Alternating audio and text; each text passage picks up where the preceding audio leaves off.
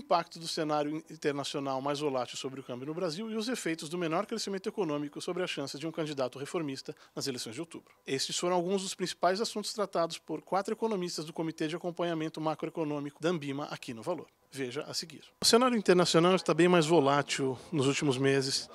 O câmbio aqui ficou mais pressionado, o dólar tem subido bastante. Essa alta do dólar se deve principalmente a essa mudança no cenário externo ou também se deve a fatores domésticos?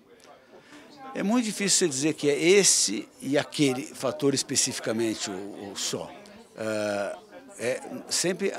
São vários fatores, né? Mas o que predomina, sem dúvida, é o fator externo, em várias vertentes. Não só porque o juro nos Estados Unidos está subindo, mas o ambiente de mercados ele está mais volátil. As condições financeiras nos Estados Unidos ainda são benignas, mas elas estão mais restritivas do que estavam há algum tempo atrás. Então, alguma incerteza começou a aparecer no ambiente externo e, nesses momentos, o mundo começa a olhar para aqueles que têm menos dúvida. O Brasil está passando por um processo eleitoral que está, no mínimo, incerto. Em função disso, isso acaba tendo o seu preço, né? Então, é predominantemente o mercado externo, mas tem a ver também, porque se a gente já tivesse, digamos, passado a eleição, um governo pró-reformas, etc., não teria feito nem cócega na taxa de câmbio.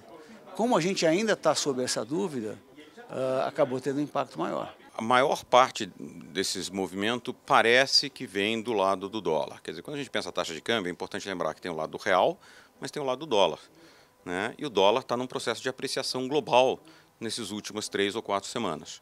É um processo onde ele vinha num processo de depreciação, na verdade, desde 2016, e houve uma reversão importante desde o começo de abril até agora. Isso afetou moedas de taxa de câmbio, não só no mundo desenvolvido, quer dizer, o dólar-euro, por exemplo, veio de lá de quase 1,25 para abaixo de 1,20, né, como principalmente também o mundo ativos de risco de uma maneira geral e no mundo emergente. Então isso aconteceu com o rublo russo, aconteceu com a lira turca, aconteceu com o peso mexicano, aconteceu recentemente com uma pressão significativa na Argentina e está acontecendo no Brasil também. Então uma parte grande desse movimento parece ser associado a fatores globais do que locais. No entanto, quando a gente mede o real versus uma cesta de moeda dos seus países similares, né, que nós chamamos de países pares, né, ele indica que o real tem se depreciado um pouco mais do que essas outras moedas, o que sugere que há também fatores domésticos associados aqui. Logicamente, a grande incerteza que existe, crescente, nesse momento, associado ao processo político que se aproxima, e existe uma grande incógnita a respeito disso, parece ser um dos fatores que está afetando isso também. A gente tem fatores domésticos, a incerteza, que em outras ocasiões, como essa que vivemos agora, leva naturalmente a uma elevação de demanda de proteção de hedge cambial, inclusive num contexto em que o custo de fazê-lo, com os juros mais baixos, é bem mais barato.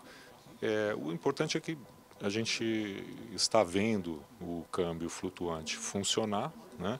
Ele sinaliza essas incertezas e hoje nós temos um contexto de inflação muito baixa, muito favorável, que permite que mesmo numa situação de alta de mais de 10% do câmbio, você tenha espaço, inclusive, para cair um pouco mais os juros e, mais importante ainda, manter esse juro baixo, pelo menos até o final do ano. Na nossa visão, o grande driver do movimento é o cenário externo, né? Basicamente, o título de 10 anos nos Estados Unidos continua subindo, né? Você tem aí uma perspectiva aí de enxugamento de balanços nas economias centrais, principalmente na economia americana, né? Você tem um aumento da incerteza, por exemplo, com o preço do petróleo mais elevado, então acho que você tem uma confluência aí de fatores internacionais que estão levando a uma apreciação do dólar. Na nossa visão, a visão do banco, é basicamente que você tem, por exemplo, a questão da repatriação de recursos, de dólares